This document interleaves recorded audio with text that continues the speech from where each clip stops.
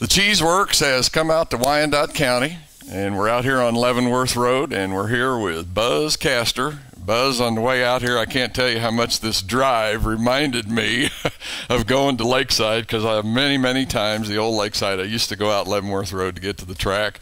Things really haven't changed much out this way. No, the area's pretty well stayed the same for years and years, and we drive by that old Lakeside going to the new Lakeside and then think about it all the time. We miss it. The old track. Oh boy, do we ever. I think the old entrance, if you really look hard enough, is still there. Yeah, absolutely. See where the driveway used to go up between those trees. Right, absolutely. Yeah, still there.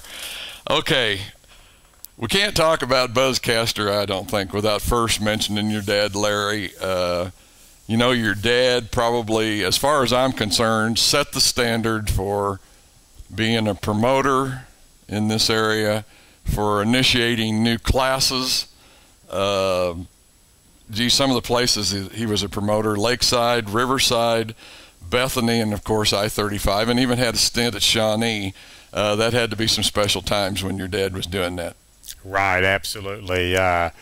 We had a lot of fun. It was, family-run business. My brother was more involved in that part of it than me because I was racing, but the few times that I wasn't racing, I was helping him. I was even watering the track and just helping him. So, yeah, it was really good times. Okay. Come to talk about Buzz Castor. I want to mention your dad in there because, like I say, man, the guy he got so much started around here. I believe it was the street stocks. He got started in about 78. Was it? Yes. If I remember right. 76, I think, is what I've got written down.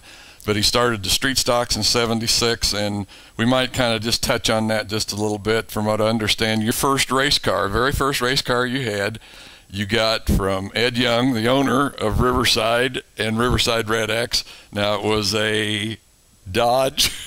An old Dodge, right? An old Dodge. And I have to say, it's almost like you've come full circle, because the way I look at it, them old Dodges was kind of like a boat. And one of the last race cars you drove at Lakeside this year, I think, is called the Boat. Right, the Lincoln, Eldon's Lincoln, oh yeah. Yeah, so I guess you've come full circle as far as that's concerned of driving a street stock. Right, absolutely, yeah. And a lot of people don't realize that, but a lot of the guys, just one that I can think of off the top of my mind, a lot of people probably don't know that Rick Beebe actually had a street stock at one time and raced at my dad's track. Yeah. And yeah. you know where he went all the way to ASA and what have you. So yeah. A lot of people probably don't remember that, but yeah, a lot of guys got started over there in that street stock class. Mm-hmm. It was something that I think you remarked to me the other night, that when your dad started that, just a lot of people laughed. Yeah, they just thought it was crazy. Right, absolutely. Yeah, they did, and boy, he showed them, I guess. You know what I mean? Showed them they were wrong. He proved them wrong on that. Wrong. Okay, so then after the street stocks, he comes along, I believe it was 1984, and he starts bringing a modified to town. Now, there again, maybe a lot of people don't know, but he actually went out and bought these cars and brought them to Kansas City so that car builders and racers in the area would have sort of a model to go by as far as what to build. Right. Absolutely, yeah. Yeah, the modifieds were actually started up in Iowa by a guy named Keith Kanak, which owned IMCA, the sanctioning body, and a Hawkeye Racing newspaper. And so we went up there and bought his car. It was actually his own car. If I remember right, we gave $2,500 and drove it on a trailer. Oh, boy. And brought it back, and we promoted with it, showed it, got interest with it, and then I ended up driving it. That's how I started driving the modified. Okay, there again, here we go. We're going full circle again. Buzz Castor's in a modified again this year. Right. Racing out at Valley. Got together with Kevin Sloan. And like I say, one more time, here we go around. Absolutely. I've been blessed, pretty blessed to have a lot of people help me and stuff. Yeah. You know, we couldn't do the modified without some help. Yeah. So this is going to hopefully work real good. What was it like, those first modifieds? Man, they had to be a world apart from what you're driving now. But what was it like? I mean, I'm sure they had solid axles in the back.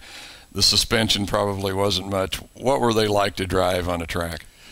They were, for back when they first brought them down, they were really pretty fast for the times. For the time, I think a lot of it was the motor set back. You know, they set the motor way back, so you had a little bitty short drive shaft. So they was pretty tricky for what motors guys were running and stuff. Suspensions, I mean, it was like leaf springs or what we call a two-link. Pretty simple suspensions on them, and for their time, they were pretty fast. Okay. You've been in and out of racing a couple of times during your racing career for, you know, personal reasons and what have you. But I have to admire what you told me about the 1 year that you set out, took the year off, went around with your daughter, and I presume it was softball she was playing. Yes. But traveled around with her, and of course she ended up with a good reward for what, you know, possibly happened that summer.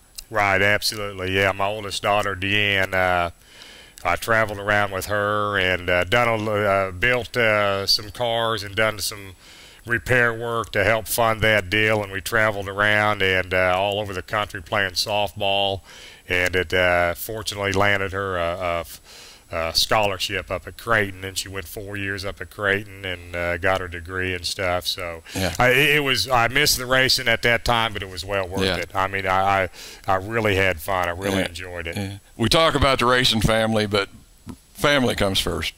Absolutely. Real family comes first. No matter what, we always got to think about them first. Okay, 8 championships in this career of yours, and one of those included a championship out at Lakeside on the asphalt. Did you like racing asphalt, Buzz? I loved asphalt out at Lakeside. I didn't run a whole lot at I-70, the high banks, but at Lakeside asphalt, I really enjoyed it. I really enjoyed the technology of the cars, you know, the adjustment on the cars, and I mean, if you wasn't adjusted just right, I don't care how big a motor you had or how good a driver you was, I mean, you was going to struggle. So I really love that part of it.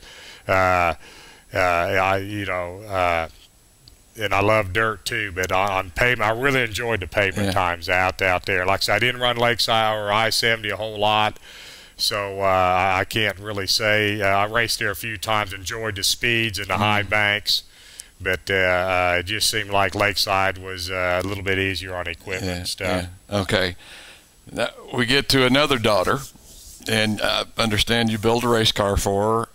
Some things come up. She can't finish out the season, so you run the last 6 races. Kind of what you told me on the phone the other night was you thought you had the cure, as you put it, that maybe the racing bug had left you, but got back in that car, and here you are back again. And, of course, then we'll come up to this year where it's another points championship in the street stocks at Lakeside. Right, yeah. I blame this coming back racing on my daughter, Angie, but we still have her car out there, and you never know. She may start driving it again. We'll just have to wait and see. But she I just about had to cure it, and she thanks to her now, you know, and we started racing again, which I'm glad I did. I really enjoyed it. I was going to say, I'm not sure the bug ever really leaves us. We're down to the last minute, Buzz. These things go so fast, it's terrible. I hate it. But what kind of car have you got here, and who's building motors? We've got a home-built factory stock here that me and a guy named Donnie Billings, my neighbor, his boy raced and won a points championship. We built that car from the ground up, and it's an '88 Monte Carlo. We built our own chassis. The motor is a motor that I got from the Pippert family, which they race modifieds out there, and thanks to them for letting us. That's why their name's on the car, for letting us run it. So and then I've got it's basically our own design and everything on our car. Have you got any folks that you'd like to say thank you to? I'd like to thank Prime Racing, Prime Roofing, Eldon Stone, of course my family, Donnie Billings, and especially the fans. Okay, folks, that's going to wrap it up from Buzz Caster Racing.